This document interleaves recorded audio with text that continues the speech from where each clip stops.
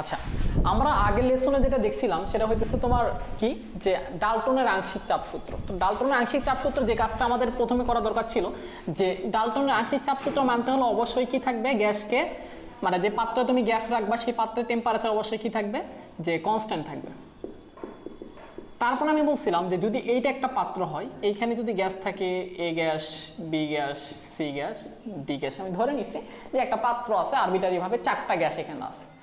তারপরে যদি এই পাত্রে কি করবে, এই পাত্র যদি একটা নির্দিষ্ট টেম্পারেচারে থাকে, মানে টিটা যদি কি থাকে, কনস্ট্যান্ট থাকে, তাহলে এই পাত্রের উপরে 4টা গ্যাস মিলিতভাবে একটা চাপ দিবে, সেটা হবে কি মিশ্রণের মোট চাপ বা পাত্রের মোট চাপ।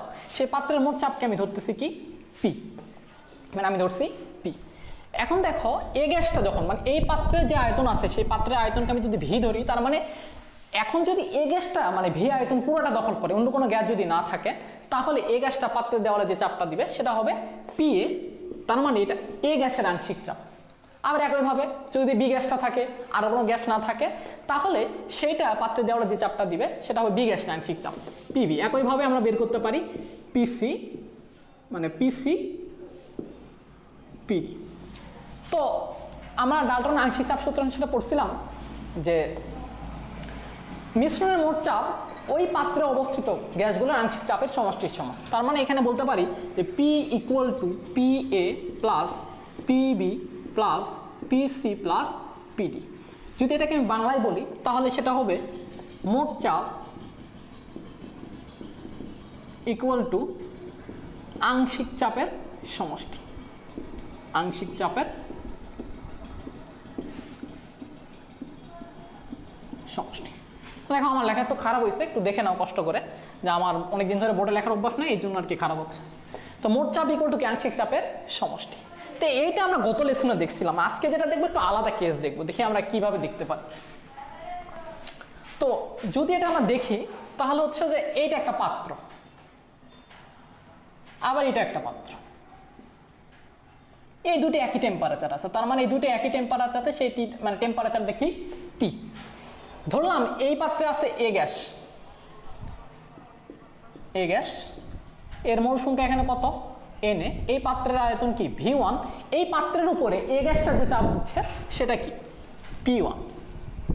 আবার আমি ধরে নিলাম এটা হলো বি গ্যাস, এই পাত্রে আছে কি বি গ্যাস, এর মোল সংখ্যা এখানে এন বি, এর আয়তন কি ভি2, এই বি গ্যাসটা এই পাত্রের উপরে যে চাপ দিচ্ছে সেটা কি পি2। তুমি এখন চিন্তা করলো ভাইয়া আমি একটা কাজ করব, এই দুটাকে মানে এই দুটো পাত্রকে বা দুটো সিলিন্ডারকে যেটাই বলো না কেন আমি অ্যাড করে দিব, ঠিক আছে। তার মানে তুমি কিভাবে অ্যাড করবা, এভাবে অ্যাড করবা। তার মানে এখানে নল দেওয়াই ছিল, ঠিক আছে। তুমি চিন্তা করো এখানে নল দেওয়া ছিল, প্রথমে তুমি কি করছো একটা স্টপ কক দিয়ে আটকায় দিছো, মানে আটকায় রাখছিলা যাতে করে এই গ্যাসটা এর ভিতর না যাইতে পারে, আর এই গ্যাসটা এর ভিতর না আসতে পারে। এখন তুমি যে কাজটা করলা ভাই আমি এটাকে অ্যাড করে ফেলবো, তার মানে কি এই স্টপ ককটা তুমি তুলে দিলা। এখন কি হবে, এ গ্যাস আর বি গ্যাসটা কি হবে, দুইটা মিলিত হবে। তো আমরা ডাল্টনের আংশিক চাপ সূত্র আগে বলছিলাম যে একটা গ্যাস মিশ্রণ হতে হবে। তো গ্যাস মিশ্রণ হতে হলে অবশ্যই কি হতে হবে, এই দুইটা গ্যাস একে অপরের সাথে কি করা যাবে না, বিক্রিয়া করা যাবে না, এবং এই দুইটা গ্যাসের মধ্যে কোনো প্রকার আকর্ষণ অথবা বিকর্ষণ বল থাকা যাবে না। তো যদি এই দুটো কন্ডিশন স্যাটিসফাই করে তাহলে এখন আমি কি কি লিখতে পারি দেখি।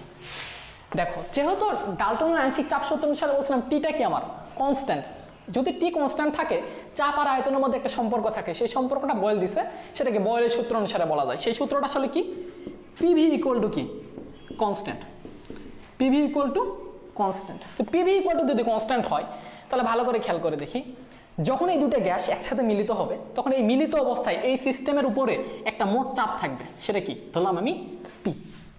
এই মোট চাপটা আমি বলছিলাম কি ডাল্টনের আংশিক চাপ সূত্র অনুসারে এই মোট চাপটা হবে দুইটা চাপের যোগফল, মানে এ গ্যাসের আংশিক চাপ আর বি গ্যাসের আংশিক চাপের যোগফল। যেহেতু এখানে দুইটা গ্যাসই আছে তাহলে এ গ্যাসের আংশিক চাপ কি পি এ আর বি গ্যাসের আংশিক চাপ কি পিবি। তো আমি আংশিক চাপের সূত্র অনুসারে বলছিলাম কি, যদি এই যে দুইটা জায়গা মানে দুইটা সিলিন্ডার আছে, এই দুইটা সিলিন্ডার পুরাটাই যদি এ গ্যাস দ্বারা কি করা হয় অকুপাই করে ফেলে, তার মানে ওই দুইটা সিলিন্ডারে শুধু কি থাকবে এ গ্যাস থাকবে, তখন এই সিস্টেমে যে চাপটা এ গ্যাসটা দিবে সেটা হবে কি এ গ্যাসের আংশিক চাপ।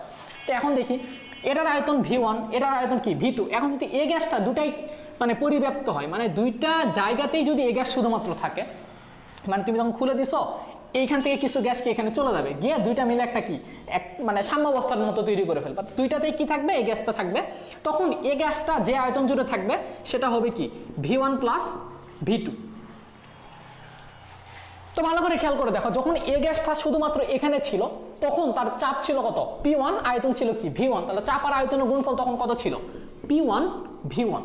এখন যখন এই গ্যাসটা আংশিক চাপের সূত্র অনুসারে যে পুরো আয়তন দখল করবে শুধুমাত্র কি এই গ্যাসটা, তখন যে চাপটা দিবে সেটা হবে এই গ্যাসের আংশিক চাপ।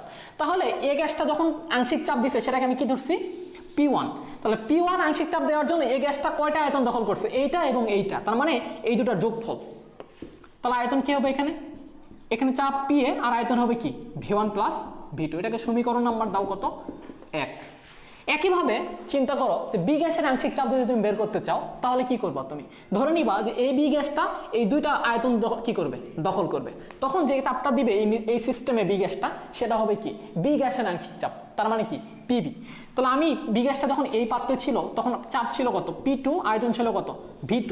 যখন পুরা জায়গাটা দখল করবে শুধুমাত্র বি গ্যাস তখন আংশিক চাপ হবে কি বি এর BB আর আয়তন কত V1 প্লাস V2। এখন দেখো তুমি এখন যে কাজটা করবা এই দুটাকে যোগ করবা, মানে সমীকরণ দুটাকে তুমি কি করবা যোগ করবা। আমি যোগ করি, আমি একটু দেখি। তো 1 যোগ 2 করো, 1 যোগ 2 করো। তো 1 যোগ 2 যদি তুমি করো তাহলে প্রথমে যোগ করো এই পাশে করো P1 V1 plus P2 V2 equal to, এখানে V1 প্লাস V2 কমন না, যদি কমন না থাকে কি P1 plus PA plus PB। তো এই পাশ যদি এটা আমি এই পাশে করে দেই তাহলে কেমন আসে দেখি আমরা, PA plus PB equal two P1 V1 plus P2 V2 divided কি V1 বাই V2। এখন দেখো যে আমরা কি বলছিলাম ডাল্টনের আংশিক চাপ সূত্র অনুসারে যে মিশ্রণের মোট চাপ হবে এই দুইটা গ্যাসের আংশিক চাপের যোগফল। তার মানে এই যে যেহেতু এখানে মিশ্রণে দুইটা গ্যাসই আছে, দুইটা গ্যাসের আংশিক চাপ যদি যোগ করি তাহলে আমি কি পাবো, এই মিশ্রণের মোট চাপ পাবো না। তাহলে মিশ্রণের মোট চাপ হবে কি P দিয়ে প্রকাশ করছে, তাহলে আমি লিখতে পারি P equal two P1 V1 plus P2 V2 divided V1 plus V2। তার মানে তোমাকে যদি এখন বলে যে এই মিশ্রণের মোট চাপ যদি বের করতে বলে তুমি কোন সূত্রটা অ্যাপ্লাই করবা, এই সূত্রটা অ্যাপ্লাই করবা P equal two P1 V1 plus P2 V2 divided V1 plus V2। তো আমরা তোমাদেরকে ম্যাথ করাবো, তো পরে করাবো, মানে এই জাস্ট এই থিওরিগুলো শেষ করার পরপরই ম্যাথ করাবো। তো তোমরা যদি পারো এখন একটু চেষ্টা করতে পারো যে এই সূত্র দিয়ে তোমরা কি করতে পারো, মানে ম্যাথগুলো করতে পারো কিনা। ম্যাথগুলো খুবই ইজি আসলে, জাস্ট এই সূত্রগুলো তুমি অ্যাপ্লাই করলে দেখা যাবে যে এই ম্যাথগুলো হয়ে যাবে। তো আমরা আলোচনা যেটা করতেছি সেটা আবার ফিরে আসি।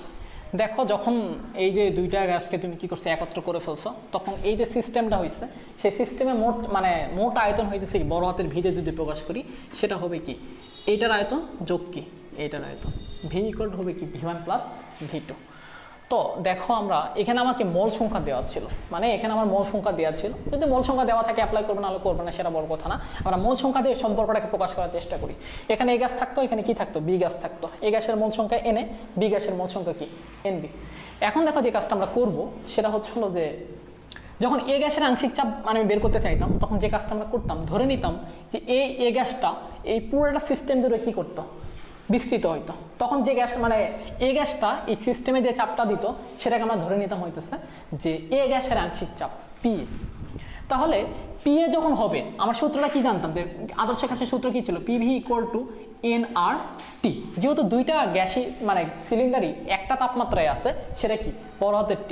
এখন দেখো যে তাহলে যখন আংশিক চাপ এ হবে তখন কি করবে এই যে N মানে এ গ্যাসের মোল সংখ্যা কি Na, এই Na তোমার হইতেছে এইটা এবং এইটা দুইটাতে কি করবে একবারে সরায় পড়বে।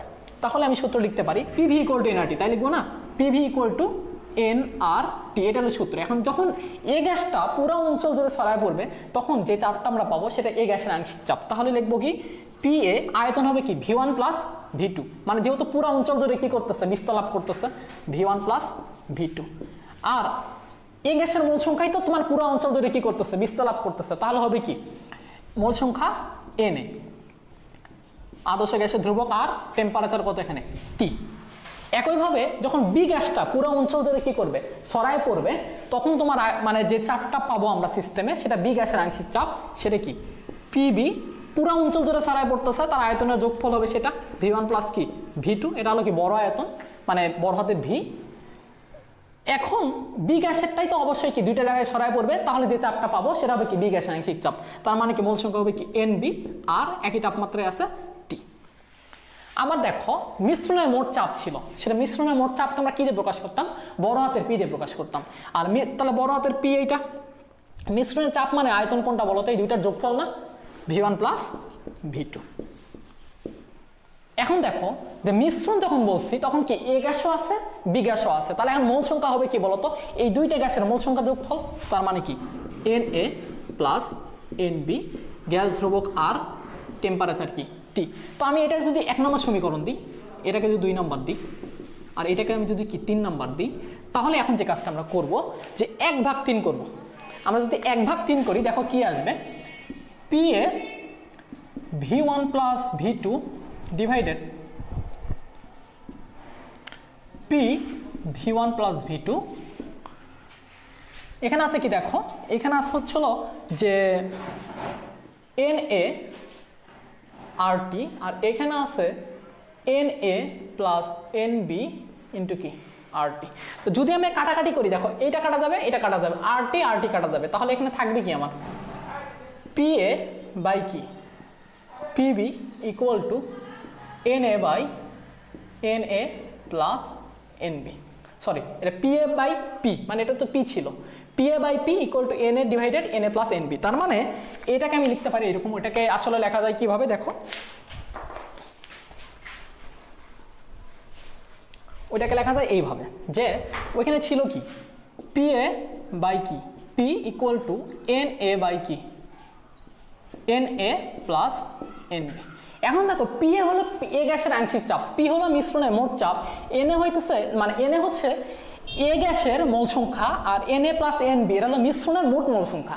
মানে এই যে মিশ্রণটা হবে, তৈরি হবে গ্যাসের, সেই মিশ্রণে যতগুলা কি আছে তোমার অণু আছে, তার যোগফল হলো কি Na প্লাস Nb। তাহলে এটাকে আমি লিখতে পারি এইভাবে, P equal two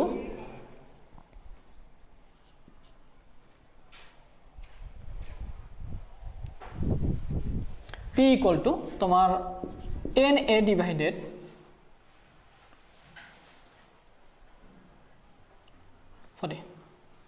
Pa equal to Na divided Na plus Nb into কি বলতো P।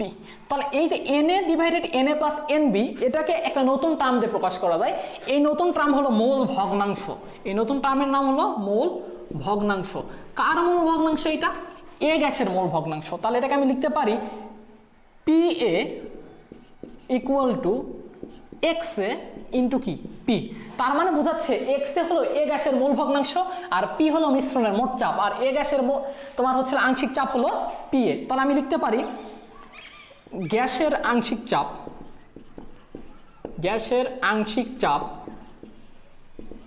চাপ ইকুয়াল টু ওই গ্যাসের মোল ভগ্নাংশ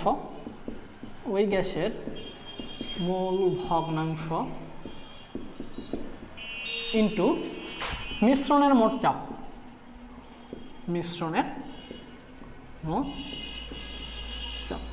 একইভাবে তুমি যদি সমীকরণ 2/3 করো, তাহলে তুমি পাবে এরকম একটা ইকুয়েশন, সেটা হবে Pb equal two Nb divided Na plus Nb into কি P। তার মানে Pb হলো বি গ্যাসের আংশিক চাপ, আর Nb divided Na plus Nb equal to হচ্ছে যে বি গ্যাসের মোল ভগ্নাংশ ইন্টু কি মিশ্রণের মোট চাপ। তাহলে আমি বলতে পারি কোন একটা উপাদানে যদি মোল মানে আংশিক চাপ বের করতে চাই আমরা, Pb হলো বি গ্যাসের আংশিক চাপ, আর Nb divided Na plus Nb B গ্যাসের মোল ভগ্নাংশ, আর P হচ্ছে এই মিশ্রণের মোট চাপ। তার মানে আমি বলতে পারি যে কোন একটা নির্দিষ্ট গ্যাসের যদি আমরা আংশিক চাপ বের করতে চাই, তাহলে আমাদের প্রথমে জানতে হবে ওই গ্যাসের মোল ভগ্নাংশ, তার সাথে মিশ্রণের মোট চাপ। তার মানে মোল ভগ্নাংশের সাথে যদি আমরা কি করি, মিশ্রণের মোট চাপটা গুণ দিয়ে দেই, তাহলে আমরা কি পেয়ে যাব, ওই গ্যাসটার বা ওই উপাদানের আংশিক চাপ।